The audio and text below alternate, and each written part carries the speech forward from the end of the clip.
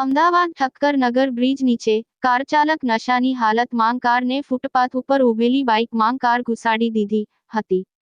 દારૂના નશામાં અનેક અકસ્માત સર્જાતા હોય છે, ત્યારે મોડી રાત્રે ઠક્કર નગર બ્રિજ નીચે એક દારૂના નશામાં ધૂત કાર ચાલકે ફૂટપાથ ઉપર ઊભેલી બાઇકમાં કાર ઘુસાડી દીધી હતી। આ ગાડીની પાછળ પોલીસનું સિમ્બોલ છે અને ગાડીની અંદર દારૂની બોટલ, નમકીન ગ્લાસ અને ઓક્સિજનનો સાઇલિન્ડર પણ જોવા મળ્યું।